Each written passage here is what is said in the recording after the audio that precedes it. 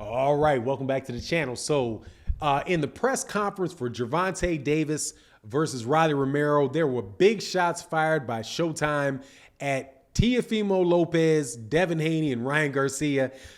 It was very hard for me to miss because I always listen to what Stephen Espinoza has to say, and he pretty much said that Gervonta Davis is the only guy out there in that weight class that is really fighting people, and the rest of those dudes ain't nothing but a bunch of talk. Let's talk about what he had to say and whether or not that is really based in reality.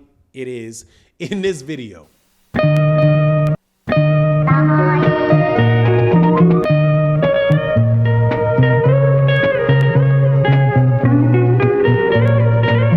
All right, welcome back to the channel.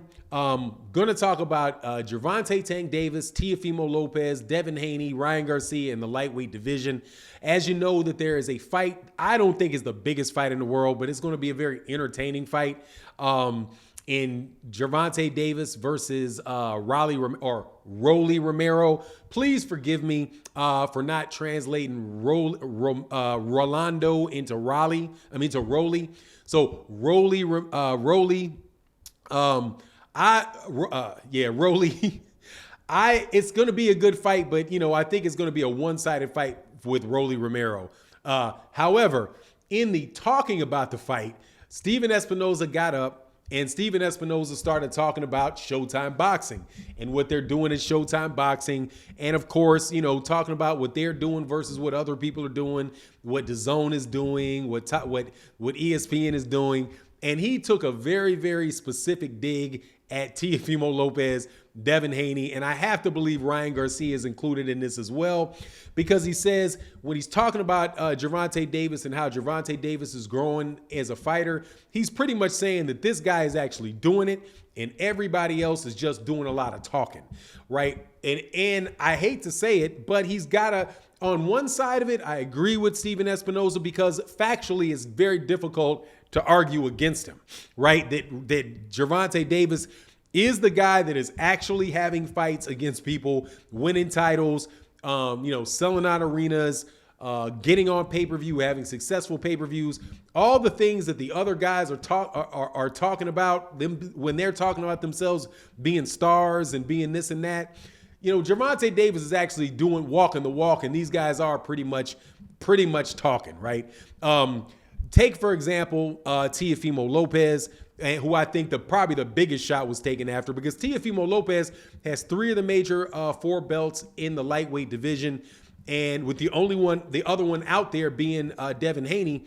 But Teofimo Lopez has not fought anybody in a year. Right? He's not fought anybody in a year. The fight that he did have was Vasily Lomachenko. Since then, he has been pretty much mired in this George Kambosos talk. And now that they have a date, I do believe for sometime in December, I think they said December, is the time frame for the fight with Teofimo Lopez. It's going to be to the middle of next year before you actually see Teofimo Lopez in the ring with somebody that is that could be considered any competition for him. I don't know a lot about George Kambosos, so there may be a chance that I'm speaking, out of turn on George Kambosos. But most of the conversations that I've heard around George Kambosos and a little bit that I've seen of him doesn't really bode well, for him against Teofimo Lopez. But Teofimo Lopez has definitely been bouncing his lip like he's taken over boxing. But it's hard to do that when you don't have any fight, right? But Gervonta Davis, during pretty much the same time frame, has fought Leo Santa Cruz, moved up a couple weight classes to fight a good fighter in Mario Barrios, and now is going to have a quasi-unification fight against Riley Romero. And by quasi, I mean, man, just like they're saying it is because it's 2 belts within the WBA and it's cleaning up a belt. But, let me put it this way. I believe that Riley Romero it's a fight that's going to be an attraction. And it's going to be a fight that a lot of people are interested in because of the back and forth talk between them. I don't think that it is a big fight as far as the quality of opposition for Gervonta Tank Davis. However, Riley Romero is every bit as good a piece of competition for Riley Romero as George Kambosos is for Teofimo Lopez. And I hope, let me put it this way, if Devin Haney, because the real fight looks like it's actually going to pop up for Devin Haney. Now, I don't mind Devin Haney's fight against Jorge Linares. I think that was a legitimate fight against Jorge Linares. But, Jorge Linares is somebody that has been beaten a lot of times by a lot of people. But it was a good step-up fight for Devin Haney. It's a good step-up fight for Devin Haney.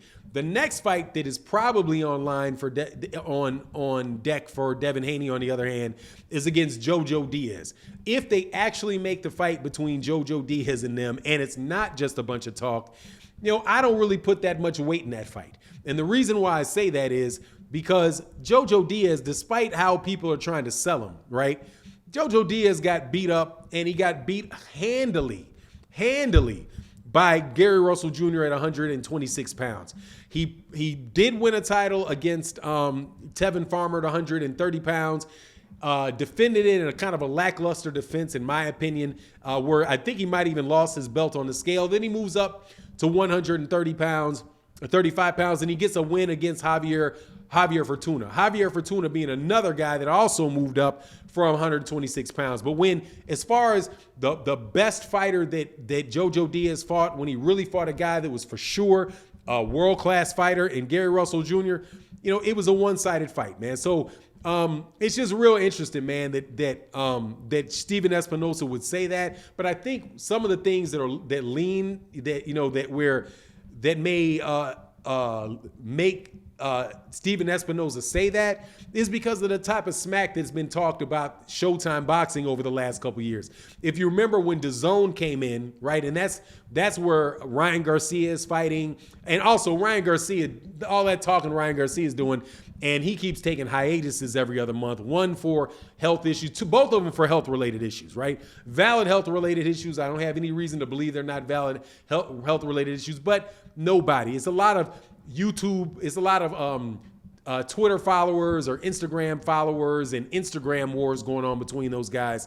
And none of those guys are fighting each other. But I think Stephen Espinoza might also, kind of have some sour grapes against DAZN. When DAZN came in and DAZN was talking about how Showtime was only going to be around for a couple more months and how they were going to basically go the way of HBO. But if you look at what Showtime's doing, Showtime has been just as solid in their boxing during this time as they were before DAZN came in. And they're actually putting on better matchups than you're getting typically, by and large, better matchups than you're getting on DAZN.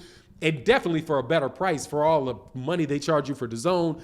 Better fights by and large than you're getting at ESPN. The only network that I think is really, putting on as good of fights as Showtime, maybe Fox. And that's really, both of those are pulling fighters from the same pool of fighters. But I wasn't going to let it. I did not miss how Stephen Espinoza was taking that dig at Top Rank, taking a dig at DAZN, which is Matchroom Boxing and Golden Boy, and Gervonta Davis and Teofimo Lopez, Devin Haney, and Ryan Garcia. And I can't blame them, because really that is all that is over there, is a bunch of talk, a bunch of really good fighters. And I don't doubt at all. I think that they're all very solid fighters, all good fighters. But it is literally just like a lot of what do you call it? When you take those you take your tin can against the bars and the settle, a lot of cage rattling. That's the word I'm looking for. A lot of cage rattling and a lot of hoopla, but not a lot of fights. Like I said, Gervonta Davis has had three fights in the same time frame that we've not gotten a good fight out of all three of those guys combined. I guess maybe there was one where Luke Campbell was a good fight for Ryan Garcia against Luke Campbell, but that was it. A good fight against Devin Haney and Linares, but that was it. And a very, very, very good fight with Teofimo Lopez versus Vasily Lomachenko, but that's it, right? While Gervonta Davis is steadily putting out work, and on top of it, steadily headlining cards that are very profitable and people are entertained by. And you can tell that by the number of people that pay for the fights and the people that actually come up to show. But anyway, that's my take on the matter. You let me know what you think in the comment section. And with that, I'm out. Deuces.